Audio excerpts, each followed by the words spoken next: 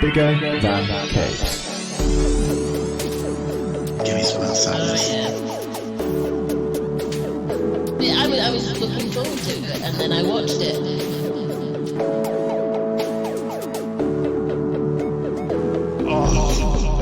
Right.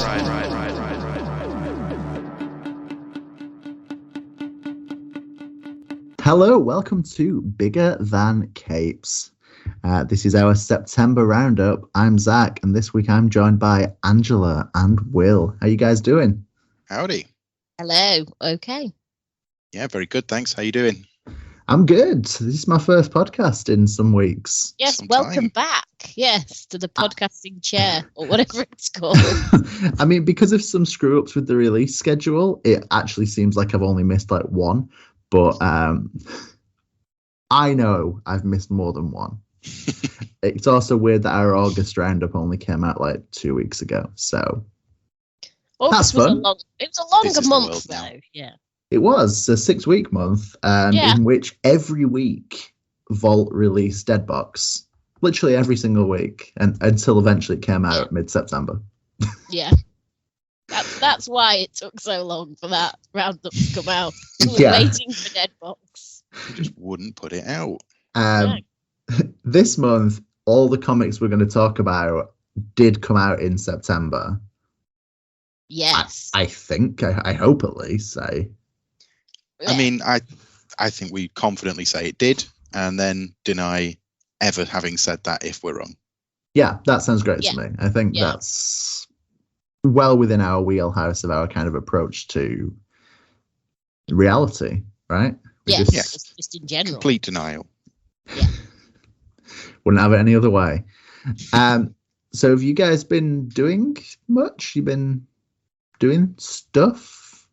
Things? Things. Well, my theme over the last couple of weeks is it's been banging into video games, and that's not really changed much, if I'm honest. There was a bit of a sale on the eShop on Nintendo Switch, so I picked up a few new ones.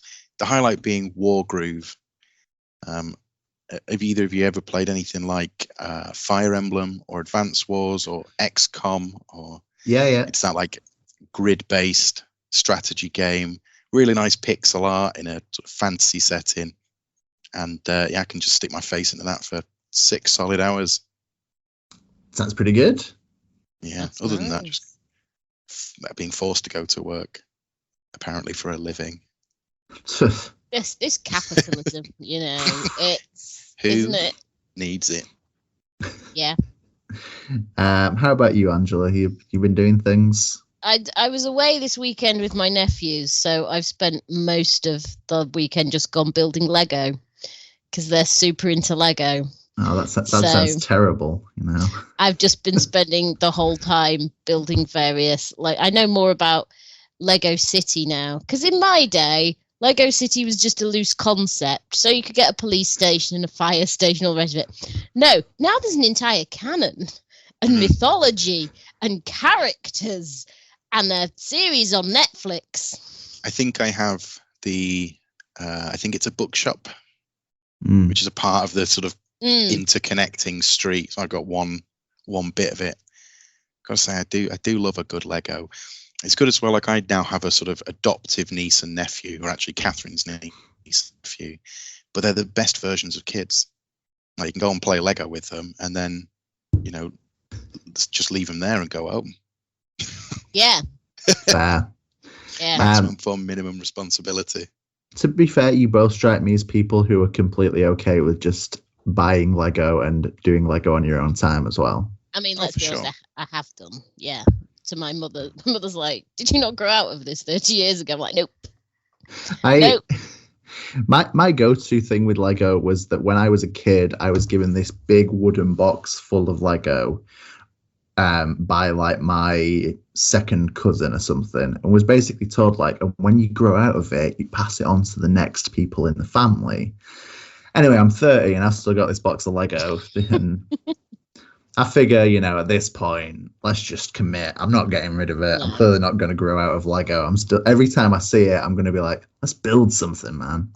Yeah. Want to watch yourself some Lego Masters Australia.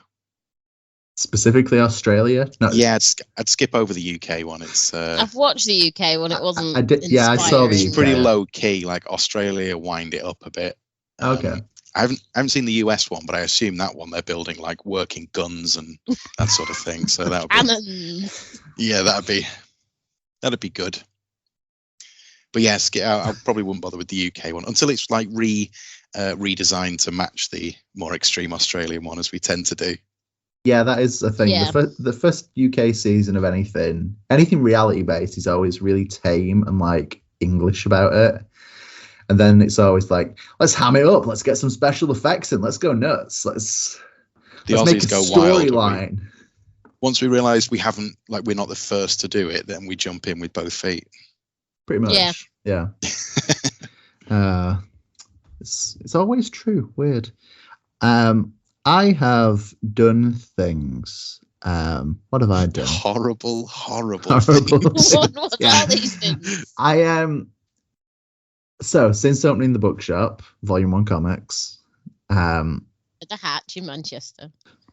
.co.uk, I decided to like try and read a book a day to like just so I could like post about things and be like, hey, yeah, you want to know stuff? I know the answers.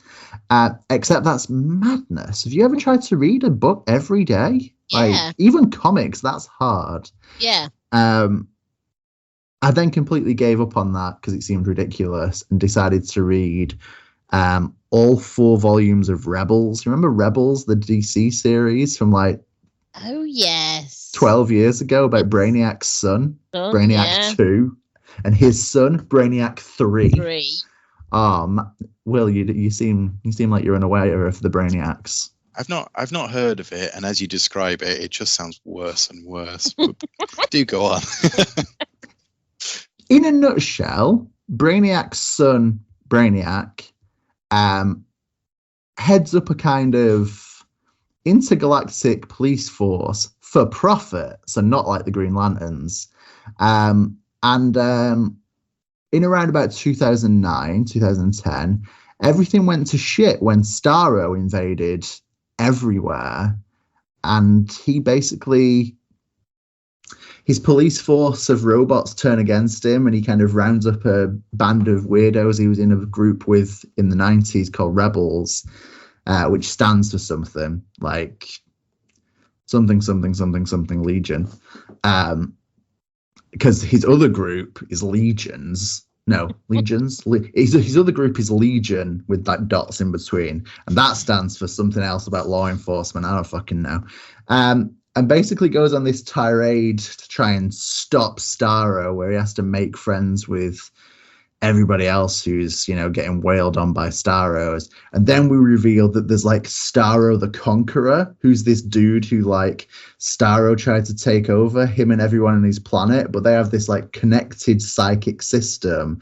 So everyone who dies, the consciousness just moves into somebody else until one guy is like more powerful than the Starros, and he takes over all the Starros, and he's feeding off of like everybody he enslaves to get like super powerful. And that takes like 4 volumes, and I've had them for about 12 years and only just decided to sit down and read them. What I mostly heard there was when DC require a new villain, they just duplicate it and go, well, we just got 2 more Brainiacs. There's definitely more Starros. We need something like the Green Lantern. Oh, yeah, we'll just do that. Just do that again. Yeah, I'll have you know that despite being a dick, Brainiac 2 is a good guy, kind of. Is he an anti-hero? Yeah. In the context of Rebels, he's a good guy. If you put him in any other storyline, he would be a bad guy. There's also a great thing in like the first issue where we find out that that Brainiac 5, I think, from the Legion of Superheroes in the future, has basically stored information in Supergirl's brain that she can then write to a CD using her laser vision so that Brainiac 2 can get this information. And whilst incredibly fucking stupid, that is good stuff, right? That is amazing. Roughly when was it written? About 2009. It amazes me that you get all these kind of like impossibly huge technological achievements, such as robot armies and such, and yet they're still imprinting things onto disk. I mean, surely Brainiac can just wirelessly suck if you've it got out. to send information back 1,000 years in time, how are you going to do it other than storing it in Supergirl's head? I mean, that bit I'm absolutely fine with. The kind of it's the time travel of the information CD. works for me. It's the use of the CD. I mean, why not a floppy disk? Why not just You can't melt do a that with your vinyl? laser vision, can you? If you did laser vision on a floppy disk, it'd just be no good. Yeah, just get a cassette tape and melt it into junk. No, that's fair. It rankles me that a CD I guess it must have been cutting edge for 2000. It wasn't. I know it wasn't. I was in. No, I we were there. 2009. We remember. I was already on micro disc by then. Oh, that failed platform. Oh, that failed so hard. I bought into it hard as well. Like I was sure it was going to take off. I had a friend who was recording demos onto microdisc and minidisc in like 2010 because he'd got a job lot of them off eBay, and it seemed like a really good thing, but he couldn't share that information with anybody else. No, nobody else could play the things that you owned. Yeah.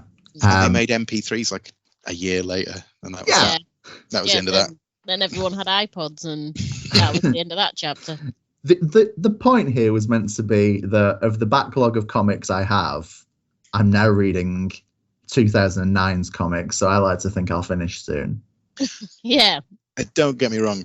I'm by no means criticizing you reading something which has no relevance to today, because I do it constantly. Oh, we all always do. Reading books from years past that nobody cares about anymore, and yet here I am. So not a criticism on that front. Just maybe your choice of book. Slightly more relevant, I did just finish reading the first volume of Reva, which was Justin Jordan and Rebecca Isaacs' like fantasy series, which is like fantasy Suicide Squad. That's really good and more relevant to the real sounds world. cool. So check that out. Maybe we should do an episode on that because it was really good. And also, been watching Lower Decks and been watching Final Space, and it's just real good stuff, guys. Final Space is incredible stuff. I am deeply hurt that it's been cancelled. I've got about 3 episodes to go of this 3rd season, and I've been like spacing them out so that pun intended, so that I can like get the maximum amount of Final Space, but really savor them. I think it's superb, and I would absolutely like petition them to just go to Kickstarter or something, even if it's just for a film to tie up the loose ends. I think there's a good enough fan base to keep that going. I've watched the first episode of the new series of Lower Decks, and it seems as good as it was before. Yeah, it really is. Stays good. I think I'm willing to go out on a limb and say it is the best Star Trek right now. I mean, it doesn't have a huge amount of competition. Competition of Discovery that's not currently happening, and Picard, which I hate with a fiery vengeance. So. Oh, thank God someone else said it. That's interesting. I enjoyed Picard. I don't think I'm prepared to get into it now, but no. We'll do a specific episode on why Will's wrong. Will won't be invited to participate. And should we talk about comics, do you reckon? Is that probably should, yeah. Let's do it. So Will, I think you're lucky enough to be up first. Hang on. Observe the list. No, you're not. Observe the list. Sorry, Will. Just throwing you under the bus there. Thank you. Angela, I think you're lucky enough to be up first. Why, yes, I am, Zach. Thank you very much. So, the first book what we is discussing is Almost American, published by Aftershock. The writer is Ron Mars. The artist is Marco Castiello. The colorist is Flavio Dispenza. The letterer is Russ Wotton, who incidentally designed the main cover and logo.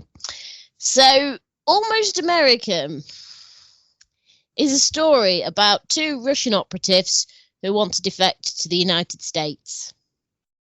That's the plot. That's it. So we have Alexei and Victoria. Those are their Russian names. And they rock up at the embassy in Santa Dominica. Hang on. Santo Domingo. Santa Domingo, thank you. And they basically say to the woman at the desk, who I think it's above her pay grade for this, but they basically say to her, we need to speak to the CIA. We want to defect. So she runs away and finds some people. And then they have various meetings with American official types, such as Mr. Smith and Mrs. Jones. And they meet various American operatives. And then they end up in America. There's not a lot to this. That's it. I mean, it feels very, very short. I think it's the shortest one for this month. It's like 20 odd pages. Yeah. And some of the end of the comic is taken up by the real life story of an actual Russian defector, which sounds sadly far more interesting than the comic itself. Because virtually nothing happens. They rock up. They say, we want to defect. They're like, you must have many meetings. They have many meetings. They end up getting seasick. They end up on a plane. They end up in the United States. And that's the setup. I don't know why they want to defect. I don't know what's happened. They talk about, sort of being in the business from an early age. And like Alexei's grandfather and father were involved and her family were all involved. But what happened to make them flee Russia? Because they say, we're never going to see our home again. Don't know why. Don't know what's happened. Don't know why they've turned on them. Don't know why they want to defect. And it's not. It's that's it, basically. I mean, there's nothing more to say. It's very, very not a lot to it. Yes. I agree. I think my notes for this are purely, I guess, question mark. Yeah. I was really surprised. I kept expecting there to be like a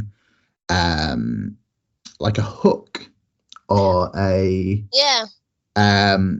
villains lurking in the ether or some such. Like when they go and have coffee with Mr. Smith and Mrs. Jones, who, by the way, could not look more like American operatives if they tried. And you have that woman who keeps coming over about the coffee. And there's that little panel then when he's pouring sugar in the coffee. And I thought, oh, this is a plot point. Something's going to happen here. She's a spy or, something's going to happen with it. And it didn't. No. It just did nothing. I'm going to just ask the question, Will, do you feel differently about... No. I agree with your assessment. I think, for me, I'm not sure it's necessarily the hook that's missing, but any emotional or interesting attachment to the two primary people. I think, as you said, Angela, there's no reason given as to why they're sort of switching over. And I think the actual process of some spies crossing the wall, if you will, switching to sides would be an interesting enough story in its own right. But I think it needs to be underpinned by some form of jeopardy or kind of emotional something. But they're just such hollow characters that all you find out about them is that they are exceedingly rich in Russia and were from the sort of high society. Their families were always very pro-state, and something's gone wrong. Does it say when this is set? I mean, you kind of 2008. Yeah, 2009. 2008.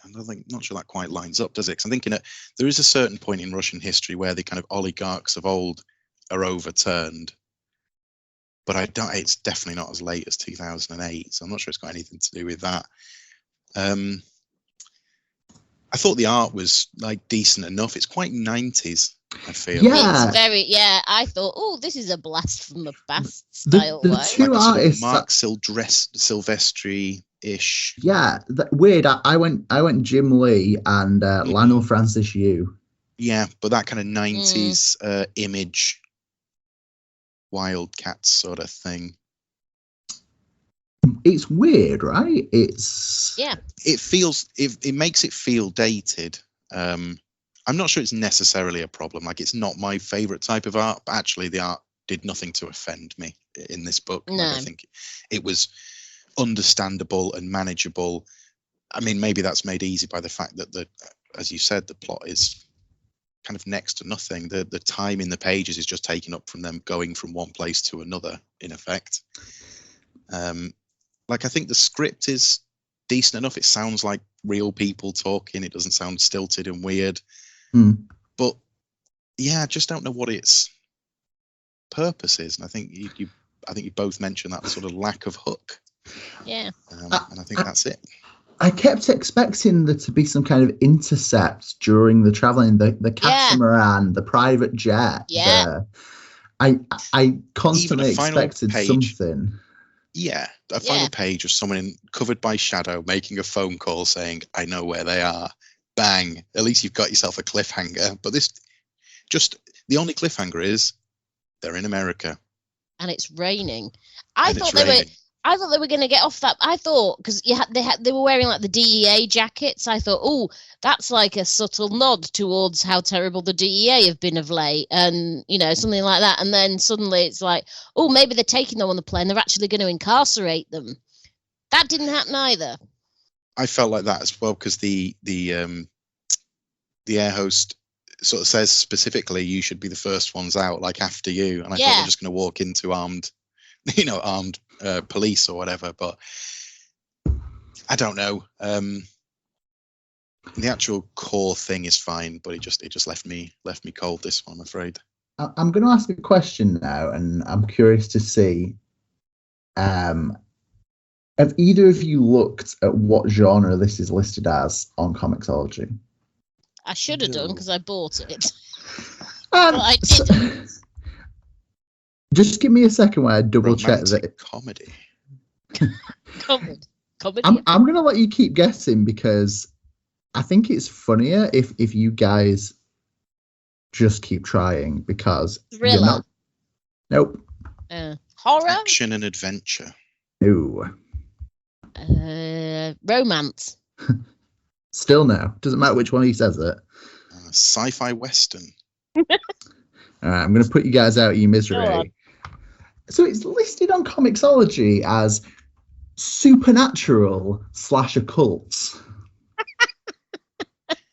Based on a true story, supernatural occult. Where in the blue hell is this story going to go? I think that's maybe a part of it. Even if there was a hint at that might have generated a bit more interest. But it's none of it's there. Perhaps it's just a kind of I don't know, editing or organizational thing, and I don't always expect to get a lot of story from 20 odd pages, but you just need a bit more than this. Yeah. I think. Yeah, it is. I can tell you, it is 21 pages. I'm okay. Like I know page count can range from 20 to sometimes in the 30s on a first issue. I'm okay with it being 21 pages, but so many of those pages, like I say, are just taken up with them traveling. I mean, there's one page which is just four quarter panels of them going from vehicle to vehicle, and you think, like, when you've left so little story, that feels like wasted page. Yeah. Any interest from either of you to come back for another issue just because there's meant to be some kind of supernatural twist? I can't say I'm not interested to find out what that supernatural twist is, just because it's got to come out of left field, isn't it? I'm assuming at some point there's going to be vampires, so I might check out the trade and just see if there's vampires. I have to ask, why vampires, Angela? Well, I'm assuming that this is some sort of a metaphor to do with capitalism actually sucking the soul out of someone. So I'm assuming that that's, a literal vampiric metaphor. That could be good. All right. I could see that. It sounds quite 2000 AD. That's a trick they would pull. Yeah. Yeah, it or alternatively, well, they were very big in the 90s as well, weren't they? Like vampires and horror. That was a thing we had in the 90s. So because it looks like a comic from the 90s and reads, well, it doesn't read like a comic from the 90s because there'd be more shooting and death involved. And pouches. Yes. But yeah, Spikes and chains. this general theme. Okay. That's There we go. I'll check out the trade and see if I'm wrong. This is an interesting one. I just expected more, and it's rare that I'm kind of intrigued by how like straight this story has been. Like, I kind of need to know more because it's just told me nothing I didn't expect. Yeah, but the interest is from an outward source. Like that, none of it's in the book. No, yeah. The supernatural mention is something that, upon reading this issue, I'm not getting that, and it's not making me think, I need more. It's making me think, okay, so just like a 4, 5, 6 issue story about two people just defecting to the US, settling down, and I forgot to say it was created by Janos Newman, who is the guy whose life story is being detailed at the back, which is the way more exciting than this book life story. I mean, you get I'm the assuming feeling, it's his story. Yeah, and the way it's paced out seems similar to the main characters of the book. But I don't remember again any vampires, ghosts, or other supernatural entity appearing in his life story. No, he mentions being cast in a television show that was shown in Russia. Ooh. Spooky. Maybe it was a horror television show. Yeah, I think, I don't know, it's far from terrible. Like, I don't want to absolutely like trash this book, but there's a big part of it missing, and I think that's that's the probs. Definitely. Yeah, no, I agree. Should we move on to the next one? Yeah. Now it's me. Stand back, everybody. So the book that I have is We Promised Utopia. It is from a publisher I've only heard of for the first time, Literati Press. Indeed, As they call themselves. Now, there are more creators than characters in this book, so bear with me. The way they've written them out is created by, written by, and illustrated by. I'm just going to read them all. Take it as rote that these are all the creators involved. There's Adrian Morales, Robert Holman, Charles J. Martin, John Eric Osborne, Chloe Ellerman, Jonathan Kolesh, and then also some editing by Chloe Harris, Steve Gooch, and Brian Buck Berlin. There are others, but you can probably read it. This is a story seemingly told in 3 time frames of the rise and fall of a utopia built on a currency system about the exchange of carbon. So tying in money to the ecosystem and sort of forcing companies and individuals into a sort of semi-fascistic utopia. Thanks. There aren't, as I said, there are quite a few characters. Not many are named. I have mixed feelings overall about this book. There are elements of it I quite like. A bit like Almost American, I think it's just sort of something missing from the detail you provided that leaves it. They're kind of questions, but they're not cliffhanger questions. They're not ones you're kind of baying to have answered. They're just simply questions. There's a few design choices I like.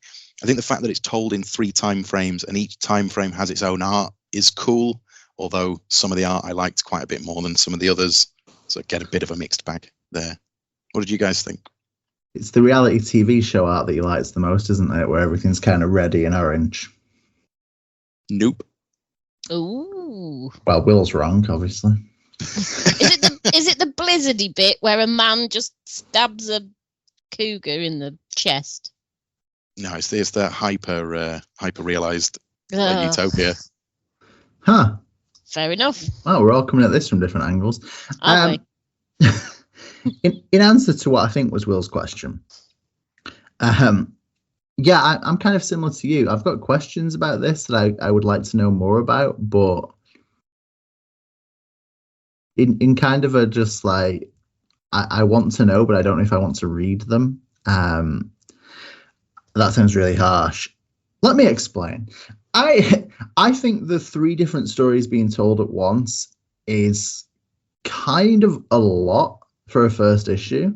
I am kind of into the futuristic Utopia, but it's kind of not perfect thing. Into that. I'm into the kind of reality TV show carbon exchange idea. And I'm into the idea of, man hunts saber-toothed tiger looking thing. Putting them all together kind of feels really jarring. And yeah. I had forgotten about the saber-toothed tiger fight, and then it came back to that at the end, which doesn't seem like it makes sense. So I don't know. I think there's just a lot to unpack, and I'm not entirely sure I understand where this is going or how this is going there. Yeah, I mean, once again, there's just a sort of vagary of detail in there.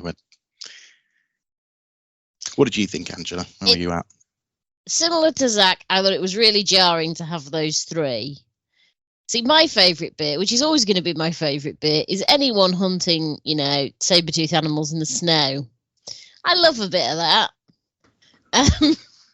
I too enjoy Ice Age. It's my favourite series of films that are terrible. So yeah, I really liked that bit, and I'm glad we got back to it at the end.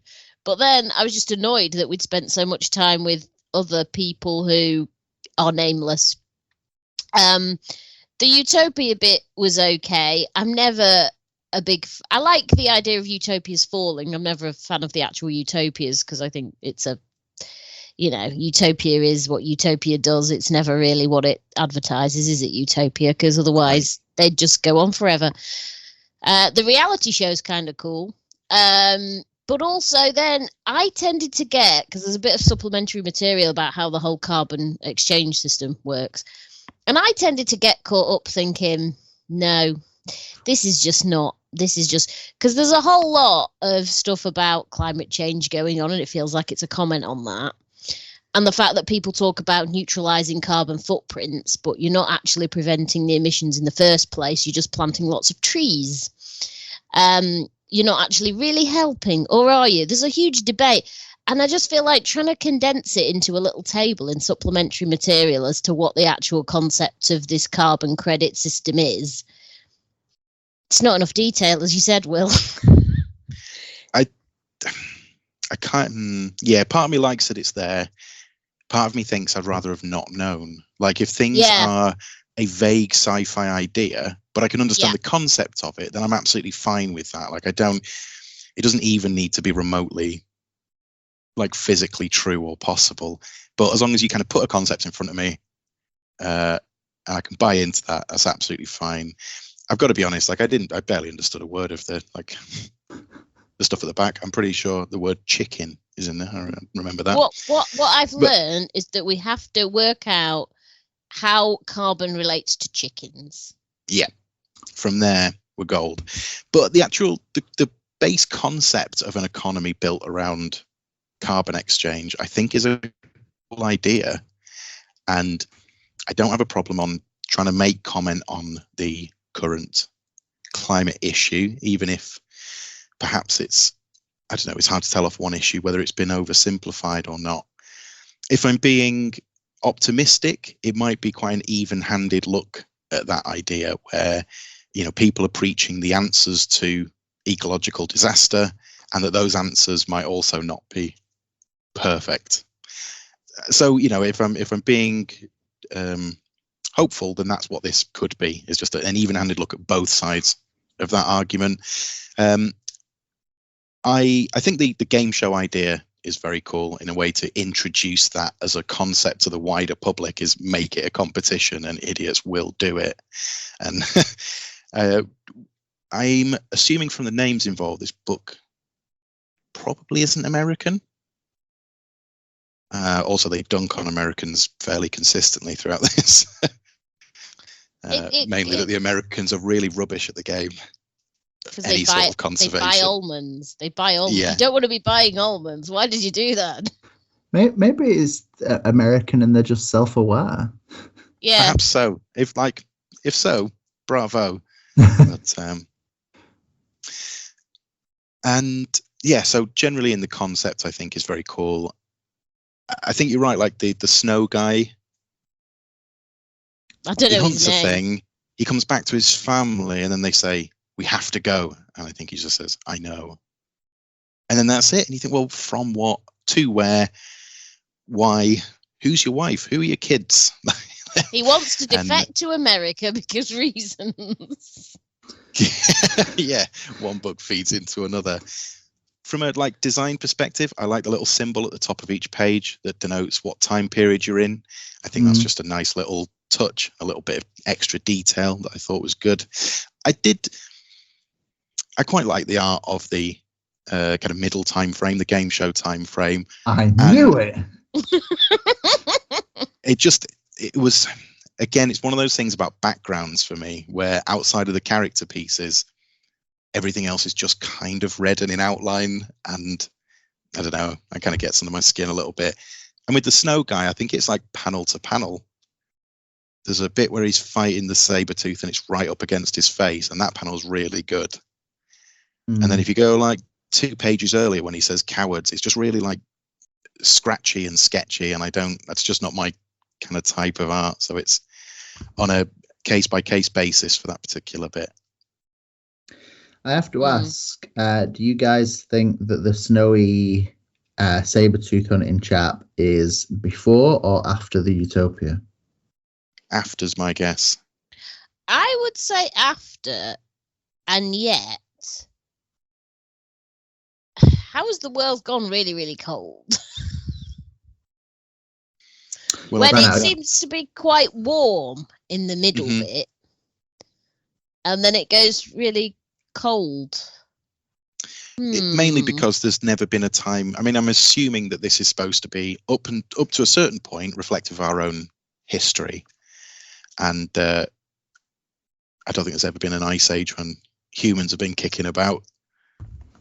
So for those reasons, there's been lots of ice ages where humans or human type people, Neanderthals were hanging about during the ice age. Oh, fair play. I guess then people with satchels and spears. Yeah, people with satchels. They had spears, but they didn't dress. They didn't dress like, a guy. He looks like a character from the ballet The Nutcracker. I'm going to be honest. That's where my mind went. That's what he looks like.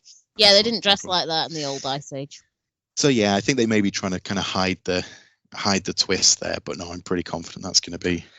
Yeah, just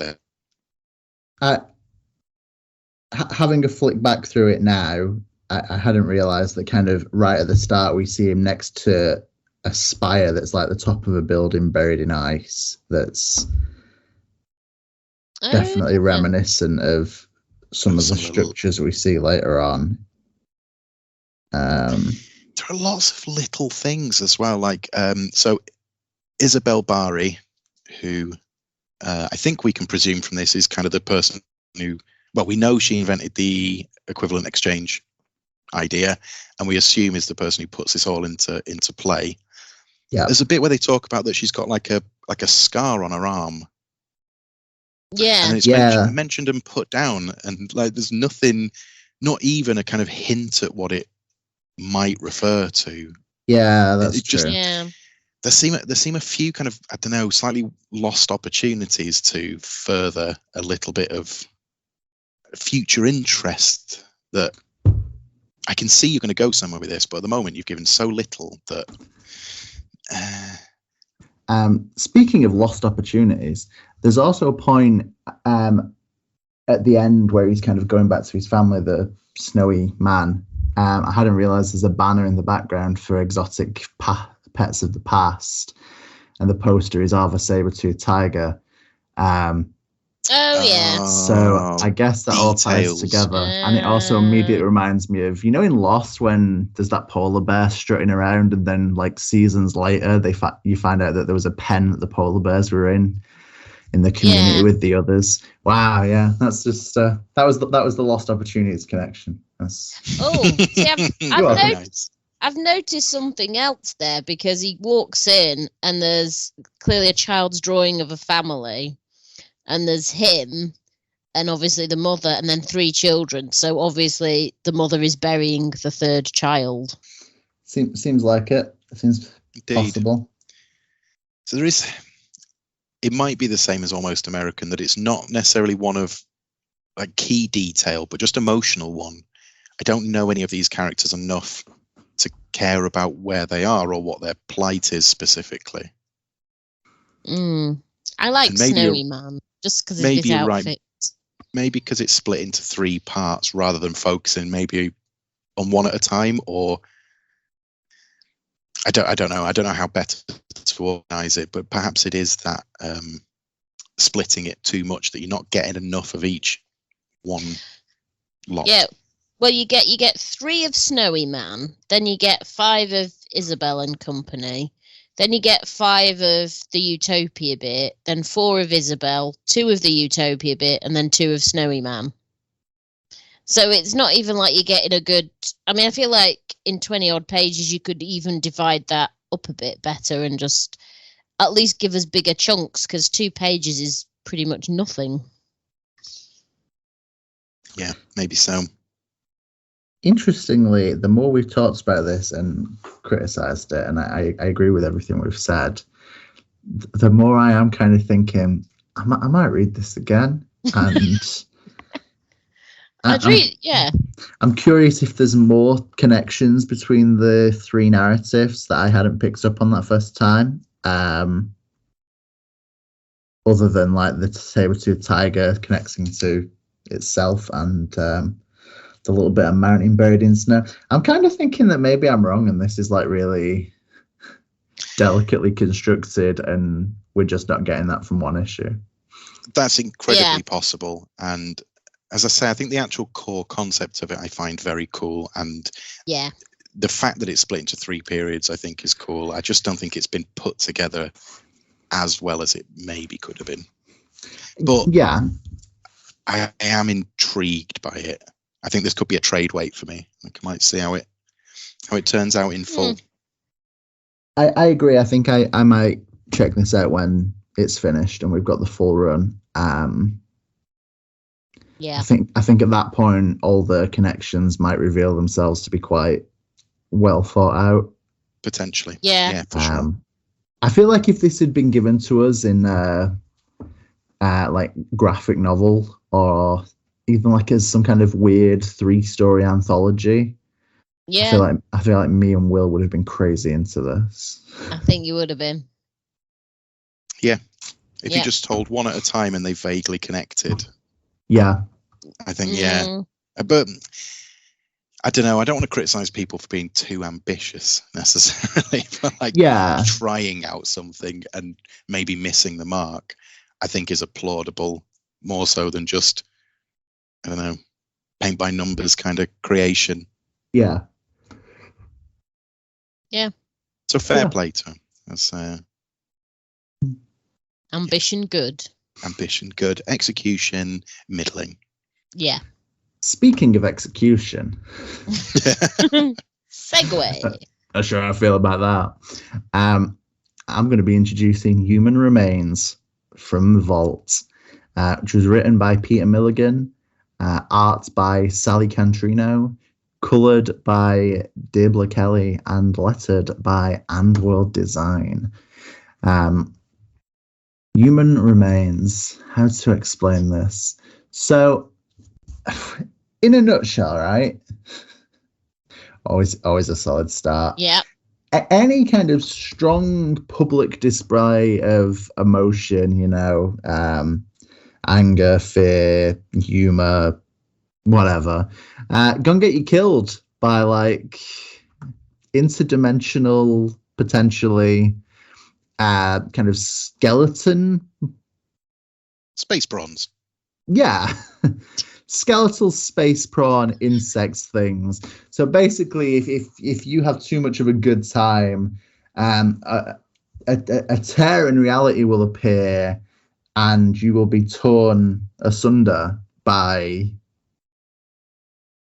something. Mm-hmm. The new death, is that how they call it at some point? Like the new death. The modern sound of death. The high-pitched screech, that whoosh of the air being rent, of something unspeakable being born, the arrested scream, the modern sound of death.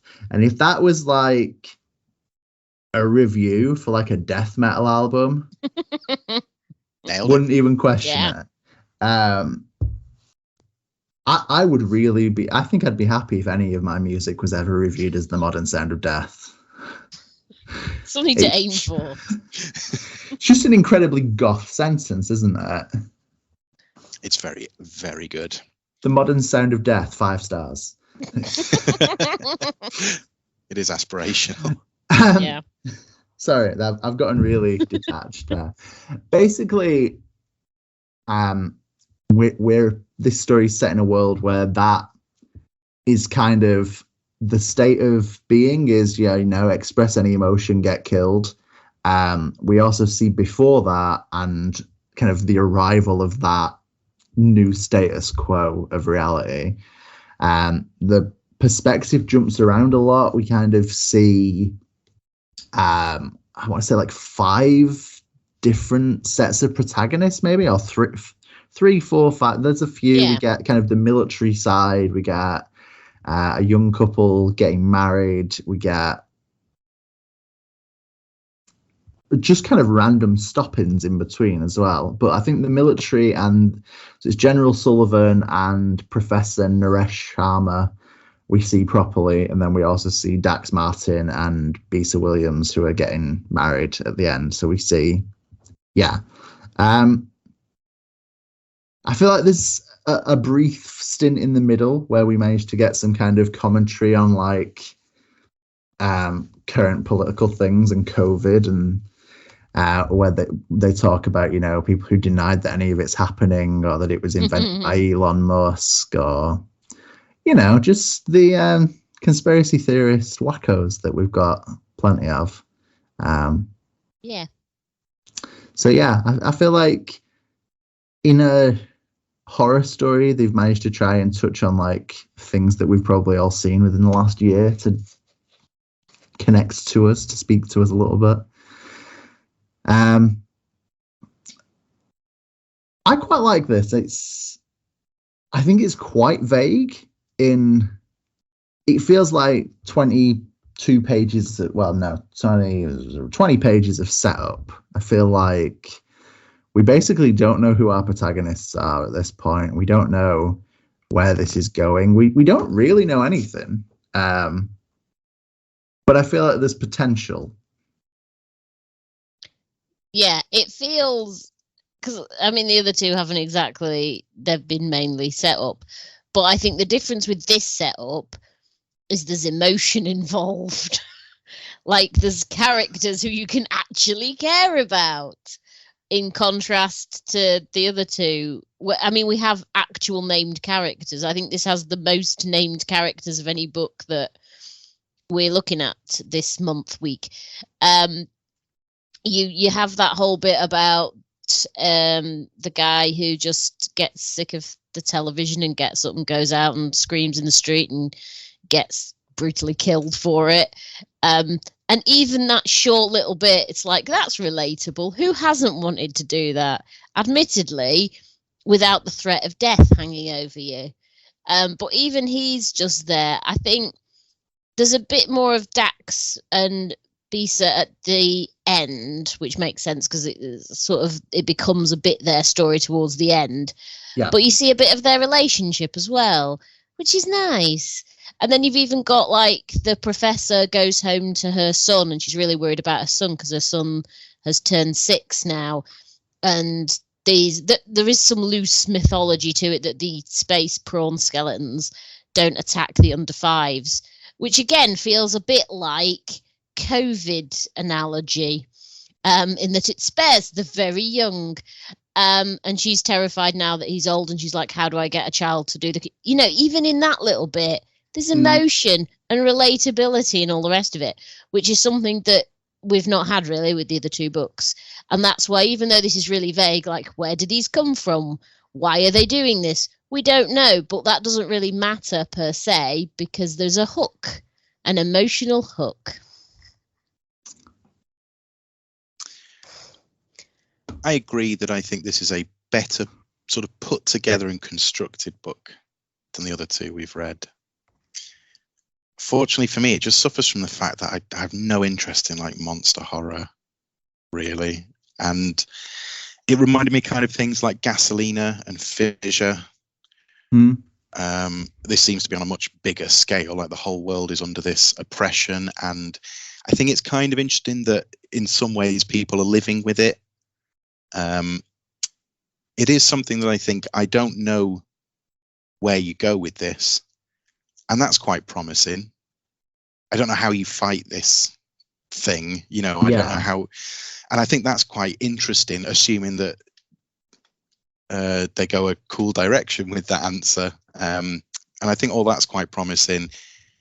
It just seemed the epitome of fine, this to me. Like, everything was like, the art's pretty good. I think the art is the type of art that I'd really love in a story that I'd loved. Yeah, I can get that. And just because the story hasn't grabbed me, and it's really, I don't think it's any fault of the book. This is just a purely my personal preference, is that, just an unnamed and potentially kind of motivated villain as such. Potentially just like simply feeding on them. That's what they eat, and it's just a nature thing. I don't know. It just doesn't ring my bell at all. So I think this would be a good book, just assuming that you grab onto that central premise. And if you do, and it interests you, then I can see the positives in this. But yeah, sadly for me, I just came away from it thinking, yeah, it was fine. It was fine. Just didn't push my buttons, I'm afraid. I see. Wow.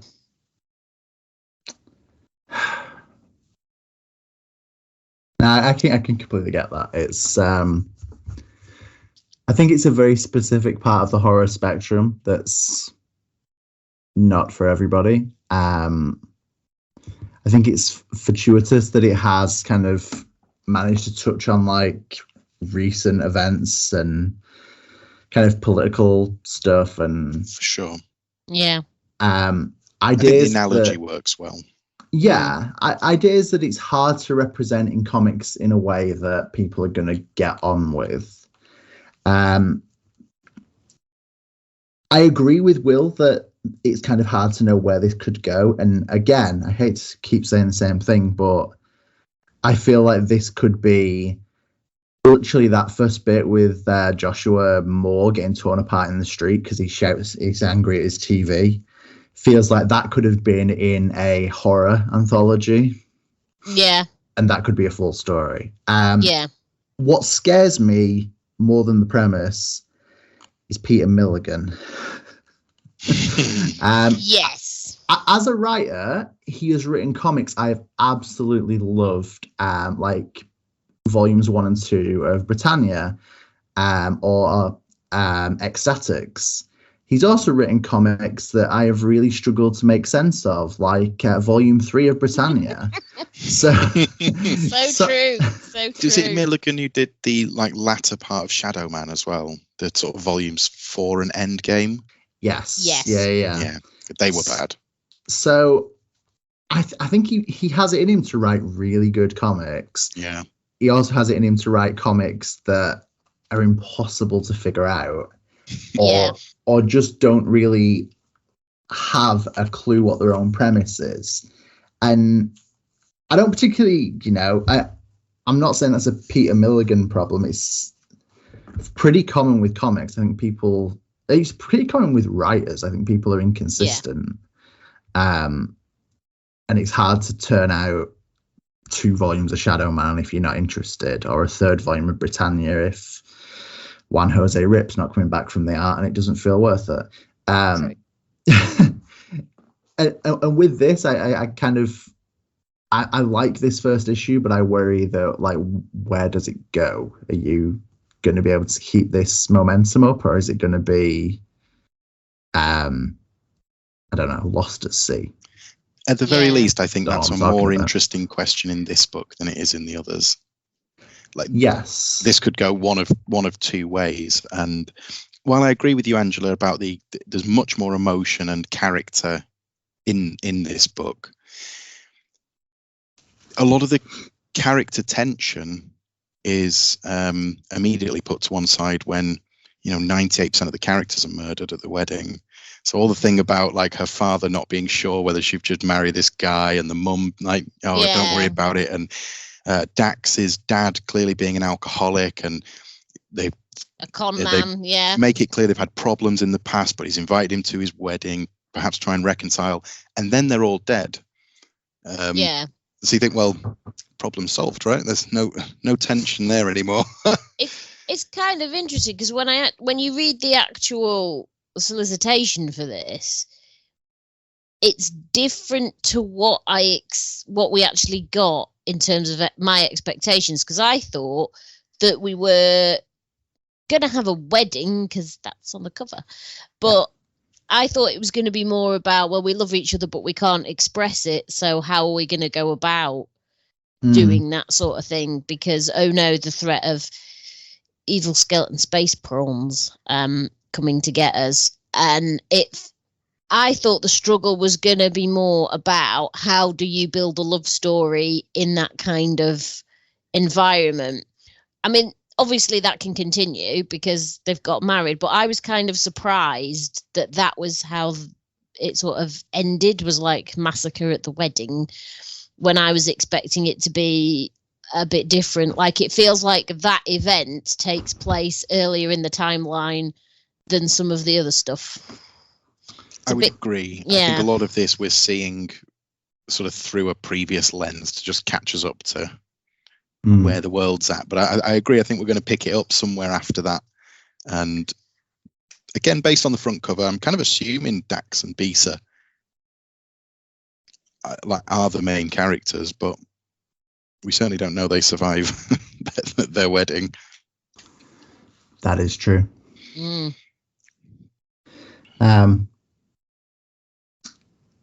Anyone got anything else, or should we let Angela take us to our final book of the week? Because I've been a little bit more negative than you guys, both the colouring and the onomatopoeia is really good throughout this book. That is true. Yes. I think colouring, art, lettering in general, really consistent. All nice. Again, from like a construction point of view, it's really good. I don't think there's not like much in the way of really interesting paneling or things like that, but that's okay. I quite like the paneling. There's one page at the wedding when everything kind of, when business picks up, you get a kind of lot of slightly diagonal, sliced up. Oh yeah, actually, that's fair. That is a good page of paneling. So maybe that was a harsh criticism, but don't get me wrong. A lot of there's come pretty standard paneling other than that, but there's definitely a point in the wedding where, after the cousin Jimmy from Chicago, cousin Jimmy from Chicago, is showing them, trying to show them his phone, and they'd be like, "Hey, man, the world's going crazy." The next page is then like the monster tearing through, and then the paneling kind of falls apart from there and gets really mismatched. Then you've got the slicey one I was talking about, and then the paneling becomes more chaotic in keeping with the art. That's a good thing. mean, there's been many pages of blood and dismembered bodies before that, but gore. Love that gore. I don't know why I did that. You can tell I've been away. So, speaking of gore, there isn't any in this next book. Particularly. Speaking of a lack of gore. Speaking of a lack of gore, speaking of paneling, we'll get into that. So our last book is Primordial from Image, reuniting the entire creative team from Gideon Falls. So the writer is Jeff Lemire, the artist is Andrea Sorrentino, the colorist is Dave Stewart, and the lettering and design is by Steve Wands. The editor, for those of you who care, is Greg Lockhart. So it's I can explain this, but I'm going to have to give some historical background. Woo! Historical background! Yay, history! So, you might remember that back during the Cold War, there was something called a space race, where Russia and America were each trying to get those space firsts. So, satellites, and then it was like living things in space. So Russia sent up Laika, who died in space. And the US sent up Abel and Baker, who were monkeys. Laika was a dog. Abel and Baker are monkeys. They go up into space and they die. And then mysteriously, in the universe of Primordial, the space race gets abandoned, which is very weird. So we joined Dr. Donald Pembroke, who is black, which is important for the plot, story-wise, who has been sent in to basically clear out the old space area, the files, all of that, everything to do with the space race. And sort of from the American side, he's been sent in to go in, see what technology, what usefulness that they can use. The military are just there just find us the useful stuff, and then all the rest we're just getting rid of. We're not going into space. That's the end of it. We're done.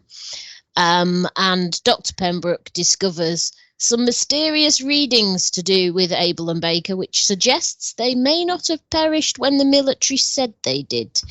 And so he is now going to investigate, or he's a scientist, so he wants to know, what's going on.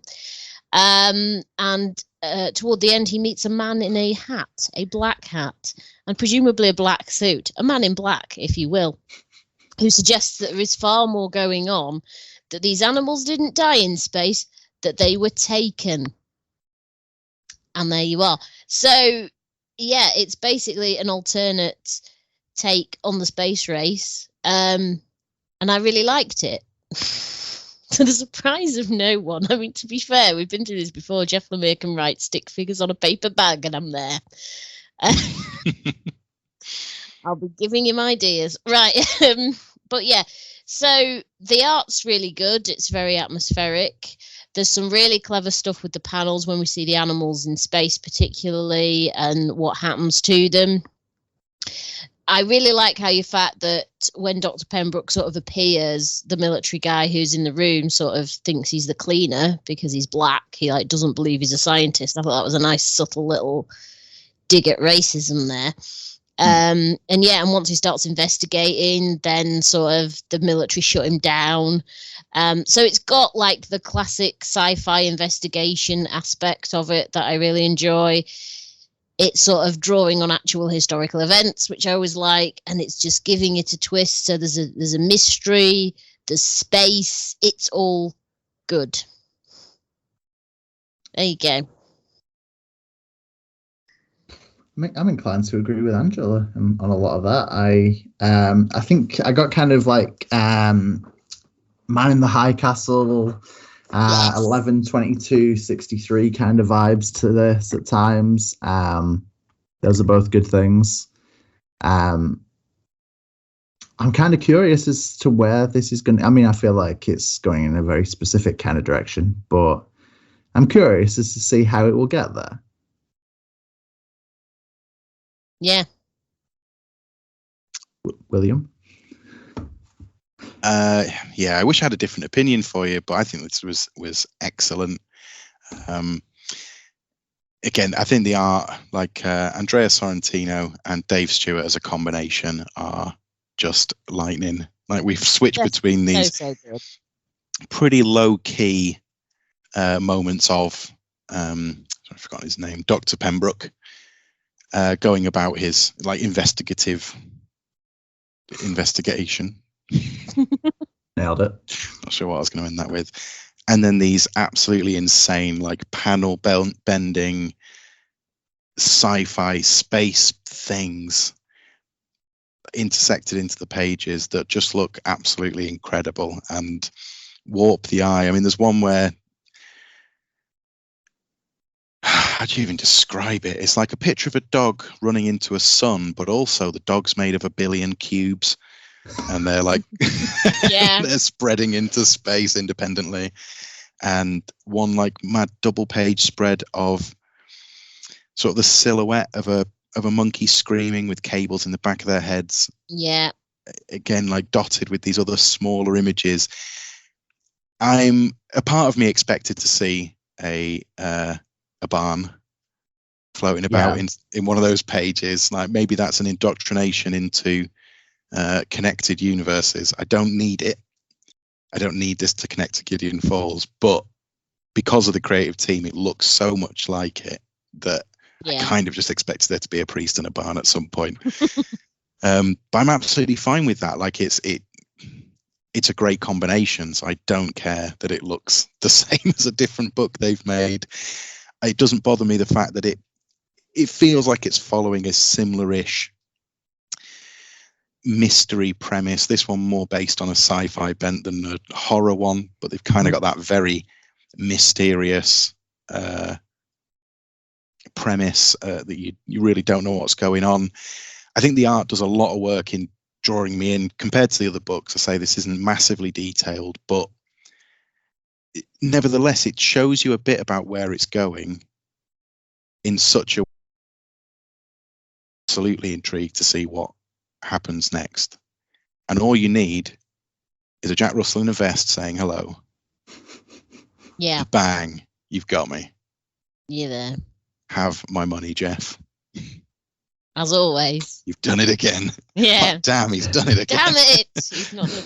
What I also like is the fact that you have like really mundane panels of literally just like a phone and a guy on a phone. And yet it feels completely natural to be in the same book as the completely crazy space stuff. Yeah, definitely. I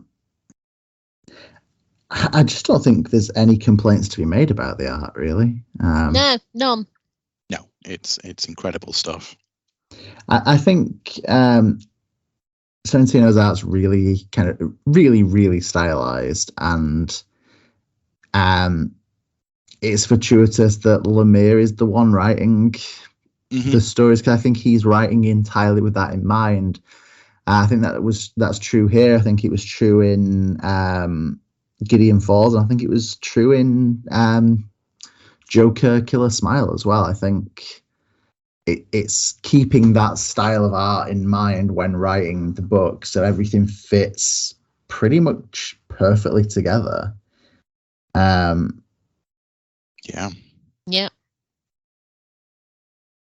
I think despite the fact that, I think Dr. Pembroke does get a good bit of characterization. I think you're right, Angela. Like, his race, I think, will be important in this story, and I think it will be referenced consistently, I would have thought. I do think it's interesting. You know what? It didn't actually cross my mind until you mentioned it. This is set in 1961. Yeah. So when they're talking about canning the space race, I just sort of assumed that it would be post the moon landing. You know, it would be sort of as it was, where we never completely canned it, but it drew back considerably after 69. And I didn't clock that. So thank you. Well, there's also the bit which is interesting, because there's a bit where Dr. Pembroke's looking at the television and it talks about President Nixon and Senator Kennedy, and of course in our timeline Kennedy beat Nixon. But obviously in this timeline, Nixon got his chance early, and he's in there. And is that? I'd be interested to know if that's something that relates to this, or whether I feel like Lemire's too good to have just made that a throwaway. Definitely. Yeah. I think it was one of those references that definitely makes it feel like it's not just the space race that's different. It's the fact that reality is different. And I guess that's part of what put me onto the 11, 22, 63 high castles kind of thing, which is good. I do like an alternative take on the reality we know. It's an interesting thing. Yeah. Alternate history. And Jeff Lemire's alternate history is always bonkers. Oh God, yeah. Yeah. So that's going to be fun. I mean, I don't think I'm saying this just because it's a Lemire book and we're all clearly Jeff Lemire fans. I just think it is good. It is good, and it happens to be by Jeff Lemire. Yeah. I agree. I think other people could have done this justice. I don't think it's. I think it's a good premise and also a Jeff Lemire book. I don't think we're biased. No, we are biased. We are biased. But your opinion is in the end, isn't it? Help me. Yeah, basically, it's a good book. It's a good premise that has been done well by Jeff Lemire, but it's not a Jeff Lemire premise. No, I think not saying that's Canada. Fair to say. No one's crying. Yes, exactly. But I think at times, if you take out a lot of the sci-fi stuff, it looks and reads a little bit like a Brubaker Phillips. Yeah. Yeah. I think it touches into different areas. As you say, I think there are other people who feasibly could have done this, but I think Sorrentino, sorry Jeff, more than Jeff Lemire is the draw for me here. Okay. I think the story is intriguing, but the art I could just look at and re-look at for ages. And I mean, it does that thing where there are pages that are just the art. There's no dialogue. The art does as much work as any words could hope to do. Yeah. On something like the 26th or 7th page, there's a bit where the monkey's head is being rebuilt cube by cube, and it's a really detailed, almost Frank Quitely, very inked image of these monkeys' eyes. And I think the art goes from completely different strength to strength, from being almost lineless and quite watercolored in Dr. Pembroke's kind of perspective. I think it's great. I think it's a bit of a masterclass of the use of different art, but making it feel just continuous and together and good, Jeff. Yes. Yeah. So in conclusion, writing good, art good, premise good, colouring good, lettering do all good. of those things. Lettering good, agreed. Editing presumably good. Yeah. All good. Yeah. What's the dog doing? Anyone else? 2-point thing. How long did it take anyone else to realize that the dog is on the front cover? I'm discovering that you all learnt that now. Yeah, I was this many years old.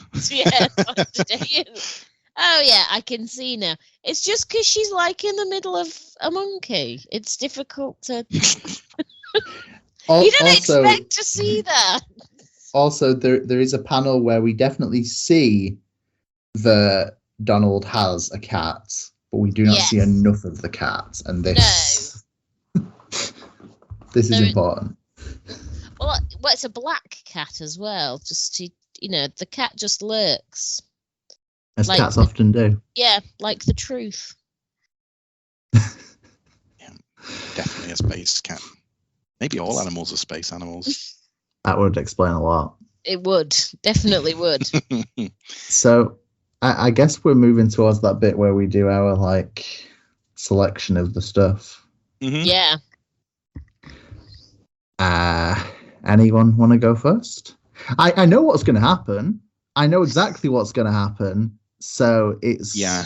I don't think there's going to be a big range of different choices here. I'll rattle mine straight off then. Almost American as my number 4.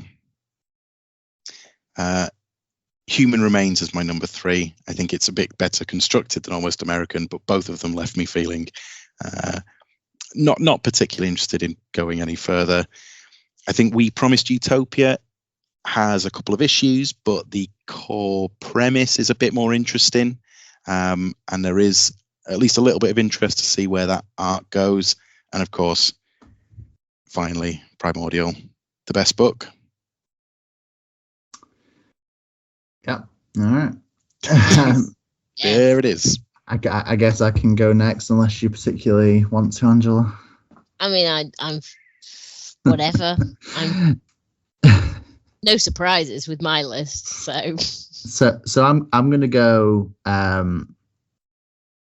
reverse order as Will did. Almost American. I don't get it. I mean, I completely and utterly get it, but I don't get what it's getting at. I don't get where it's going. But you don't get it. Yeah, right. I just. Am I right? Where is this book going? What's it about? I almost feel like the problem is it's so about what it said it's about that it begs the question, then why? If not what, then why? Yeah. 3, I'm going to go We Promised Utopia. I am going to reread it. I am optimistic that as a trade, it will be a interesting read and a kind of different sci-fi thing. I think it's going to go in some directions that we might not anticipate, and I'm interested to see how the 3 stories do connect, if it can be done in a well-constructed way rather than just being 3 things that are all happening, which is how it felt a little bit in this issue. Second, I'm going to go Human Remains. I really like this first issue. It kind of intrigues me as to how they can resolve this, cosmic horror type story, and I guess I'm just curious as to what Peter Milligan will do when he's not working for Valiant or Marvel, because I think everything I've read by him has been either Marvel or Valiant, so possibly I've read some of his DC as well. I think I can't remember what Shade was that Shade of the Changing Man, Peter Milligan. Let's pretend it is, and if not, we'll put this. Where's Matt when you need him? Yeah, no. Where is the encyclopedia? So yeah, I'm curious as to see where he will go, how he will go, and indeed if he will go. I don't know what that meant. Oh man, that was a weird sentence. Finally, perhaps in first place, fourth place, whatever, Peter Milligan did write Shade of the Changing Man. Everyone go back the business. Thank you, Comixology. And the best book is Primordial. Will is correct. A sentence I know he never gets tired of hearing. No. Art good, words good, editing good, coloring good, lettering good, publishing good. Really looking forward to seeing what they've got in store. Concur. Yeah. Angela, Right. Are you going to surprise us all? No. Yes, Fourth place, Almost American. Primordial. No. Rubbish. Fourth place is Almost American because it exists. That's all I can say about that. There's nothing to it. There's no. Where's the hook? Where's the plot? I mean, there is a plot, but it's a paper thin plot. It's it's tracing paper thin plot. You can see right through it, and I don't like what's on the other side currently. So why am I bothering? That's almost American. If there was vampires in it, maybe I'll feel differently. In second place, no, third place. I can't do numbers. In third place is We Promised Utopia. I like, saber cat killing guy in his little frozen wilderness, but I was just too confused by it. It confused me and baffled me. And also I never knew that almonds cost that much carbon. But yeah, it just didn't hook me in. In second place, Human Remains, because at least there was some emotion and characters I could get vaguely attached to, even as they died horrible, horrible, gory deaths. Like Zach, I'm interested to see what Peter Milligan does, because his back catalogue is spotty. When he's good, he's very good, and when he's bad, he's near unreadable. So let's find out which is that going to be.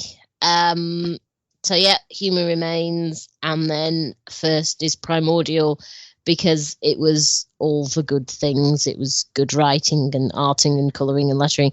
To be fair, the lettering in all the books is very good. The lettering is the high point, certainly of Almost American, and also for me is also the high point of We Promise Utopia. So yeah, lettering good, but yeah, Primordial, it's just leagues ahead of the other three. I mean, it's like Almost American. Why did you even turn up? But yeah, that's my ranking. Harsh.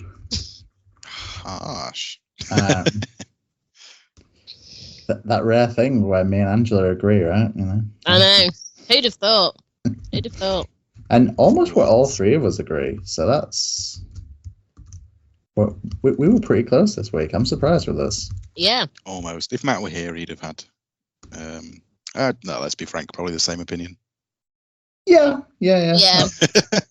I feel like it's unlikely Matt would have had a wildly different opinion, but Matt's and my opinion tend to sometimes fall quite neatly in line. So I'm sure we wouldn't have been pulled apart.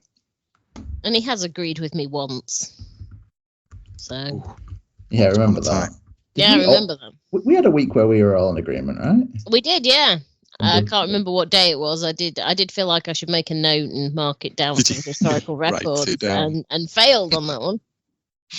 Yeah, we should commemorate it. We'll get like Bigger Than Capes agreed tea towels or something. On this day. That's what the people want. So I think that is our final thoughts for this week. That's kind of our epic conclusion. So for this week, we have been Angela, Will, and Zach, collectively Bigger Than Capes, and will continue to be. And remember that comics are bigger than capes.